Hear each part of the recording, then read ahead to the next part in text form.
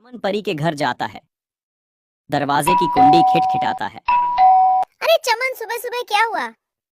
अरे परी जी, क्या आप मेरी थोड़ी सी मदद कर सकते हैं? बताओ चमन जी, अगर मुझसे हो सकेगी तो जरूर मैं आपकी मदद करूंगी। परी जी, मेरी बेटी की शादी है। मेरी बेटी के लिए कपड़े और कुछ शादी की चीजें लाने की जरूरत है, लेकिन मेरे पास पैसे नहीं है। महेश पैसे तो दे रहा है, लेकिन बहुत ज्यादा ब्याज पर दे रहा है। इतना मैं कैसे वापस दे पाऊंगा? बस पैसों की जरूरत है, लो ले जाओ ये पैसे। और भी जरूरत पड़े तो फिर भी ले जाना, और जब आपके पास पैसे आ जाए तो मुझे वापस कर देना। चमन पैसे लेकर अपने घर चला जाता है। परी लोगों की मदद करने में पीछे नहीं हटती थी, लोगों की भरपूर मदद किया करती थी। लेकिन एक बात में वह मदद नहीं कर पा रही थी। उसी गांव में नदी के किनारे आए दिन लाश मिला करती थी। अरे ये हो क्या रहा है? हर 2 दिन पर हमें यहाँ से लाश मिलती है। हमें इसका जल्दी पता लगाना होगा। सारे लोग जमा होते हैं। थोड़ी देर बाद सारे लोग चले जाते हैं। फिर अगली रात एक आदमी सड़क से गुजरता है। भैया, अरे भैया मेरी तरफ देखो तो। डर क्यों रहे हो? मुझे तो आपकी मदद चाहिए। इधर तो आइए। नहीं, हम किसी की मदद नहीं करते हैं। मुझे घर जाने दीजिए। अरे मुझे घर जाने दीजिए। वो आदमी चलने लगता है। एक बार तो मेरी तरफ देखिए, शायद आपका इरादा बदल जाए। नहीं, हमको नहीं देखना। हमको माफ कीजिए, मुझे जाने दो। मैंने कहा ना मेरी तरफ देखिए, समझ नहीं आता? जैसे ही वो देखता है, वो मर जाता है। हाँ हाँ हाँ हाँ, कब की रट लगा रहा था। अब तो तेरी लाश घर जाएगी। अगर एक बार मेरी तारीफ कर लेता तो मैं जिंदा छोड़ देती। उसके बाद चुड़ैल उसको नदी के किनारे डाल देती है। अगले दिन सुबह सुबह रीना रोती हुई आती है। सारे लोग जमा हो जाते हैं। क्या हुआ रीना, क्यों रो रही हो? मेरे पति महेश रात को घर नहीं आए। चलो हम उस नदी के पास जाकर देखते हैं। सारे लोग नदी के पास जाते हैं। साथ में परी भी आती है। अरे महेश को किसने मारा? मुझे तो लगता है कोई हमारे गांव को नुकसान करने के लिए ये सब कर रहा है, ताकि लोग गांव छोड़कर चले जाएं। जल्दी उसका पता लगाना होगा। अरे अब मैं छोड़ूंगा नहीं। मैं पता लगा कर रहूंगा कि ये सारा कौन कर रहा है। अगले दिन राहुल गांव के रास्ते निकलता है। तभी आवाज आती है। एक बात सुनो। सुनो भैया, क्या आप मेरी मदद कर सकते हैं? कौन है तू? इससे क्या फर्क पड़ता है कौन हूँ मैं? अच्छा, तुम ही हो जो लोगों को मार डालती हो। हाँ हाँ हाँ, मैं ही हूँ जो लोगों को मार रही हूँ। तुम क्या कर लोगे? आज तो तुम्हारी बारी है। हाँ हाँ हाँ हाँ हाँ। अरे नहीं, अरे नहीं, मुझे पता नहीं था कि तुम एक चुड़ैल हो। मुझे छोड़ दो। तुम्हें लोगों के साथ जो करना है करो, मुझे छोड़ दो। अब तू जिंदा नहीं जाएगा। अभी तो बड़ा उछल रहा था, बड़ी बहादुरी दिखा रहा था। तेरी बहादुरी कहाँ गई? और तुझे मैं छोड़ दूं ताकि तू सारे लोगों को बता दे, ताकि लोग यहाँ आना बंद हो जाएं।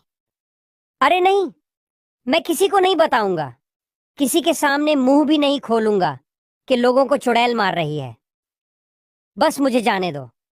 चुड़ैल उसको भी मार डालती है और नदी के किनारे जाकर डाल देती है। सुबह जब लोग नदी के किनारे पर जाते हैं तो देखते हैं। अरे ऊपर वाले, इसने तो राहुल को भी मार डाला। क्या जरूरत थी अकेले जाने की? क्या हीरो बनने गए थे? कुछ तो करना होगा। अगर रोज रोज इस तरह चलता रहा तो पूरा गांव खाली हो जाएगा। हमें जल्दी से उसी पर निर्णय लेना होगा। हाँ, मेरी तो राय है कि सारे गांव वालों को जमा किया जाए। उसके बाद सारे गांव वालों को जमा किया जाता है। गांव के सरपंच और मुखिया और बड़े बड़े लोग जमा होते हैं। गांव का सरपंच खड़ा होता है और लोगों से कहता है, हर एक आदमी इस मामले में अपनी अपनी राय दे। हमें क्या करना होगा? सरपंच जी, मेरी राय है कि आज रात सारे लोग पूरे गांव में फैल जावे और नदी के पास भी कुछ लोग चले जाएं। लोगों को कौन मारता है सब पता चल जाएगा। लेकिन सारे लोगों को देखकर वह नहीं आएगा तो हमारा काम नहीं होगा। सरपंच जी, मेरी बात सुनो। मैं आज रात को जाऊंगा, मेरे साथ एक आदमी को और भेजो। हम दोनों मिलकर पूरी बात का पता लगाएंगे, फिर हम सुबह आपको बता देंगे। ये बात सही है, दूसरा आदमी कौन तैयार है, जल्दी बोलो। तो एक आदमी खड़ा होता है जिसका नाम प्रकाश होता है। सरपंच जी मैं जाऊंगा। लोग अपने घरों पर चले जाते हैं। जैसे ही रात होती है तो प्रकाश और मोनू दोनों गांव से निकलकर सड़क के करीब जाते हैं। वहां से दोनों अलग अलग हो जाते हैं। जैसे ही प्रकाश थोड़ा आगे जाता है तो आवाज आती है, अरे सुनो, मेरी तरफ एक बार तो देखो। अरे चुड़ैल, तू ही लोगों को मारती है। मैं ही मारती हूँ, आज तेरी बारी है। प्रकाश फौरन वहां से दौड़ता है। प्रकाश फौरन मोनू को बुलाता है। मोनू जल्दी मेरी तरफ आओ, यहाँ चुड़ैल रहती है। अरे प्रकाश, क्या हुआ? अरे भाई देखो उधर दूर, जो अभी औरत नजर आती है वही चुड़ैल बनकर आई थी। चलो उधर जाकर देखते हैं। जैसे ही वह दोनों चुपके से देखते हैं तो प्रकाश कहता है, अरे ये तो परी है, परी। ये दोनों आदमी भागकर गांव आ जाते हैं। फिर वह दोनों अपने अपने घर चले जाते हैं। जैसे ही सुबह होती है वह दोनों सरपंच के पास जाते हैं। फिर सारी बात सरपंच को बताते हैं।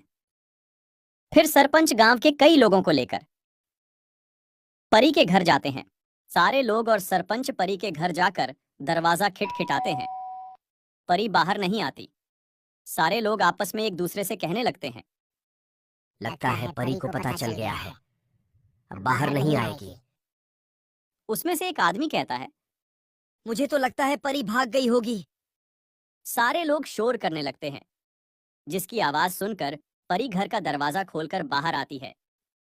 अरे सारे गांव वाले मेरे घर क्यों आए हो? क्या हुआ है? कोई जरूरत है क्या?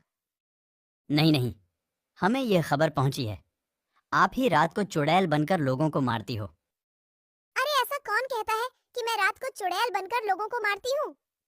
सुनिए परी जी, कल रात मोनू और प्रकाश दोनों गांव के बाहर सड़क पर जा रहे थे। जब दोनों अलग हो गए तब प्रकाश के सामने चुड़ैल बनकर क्या कह रही थी। हाँ, मैं ही चुड़ैल थी। क्या कर लोगे? अरे परी, आप ऐसा रात में क्यों करती हो? उसकी क्या वजह है? सरपंच जी जरा सुनिए।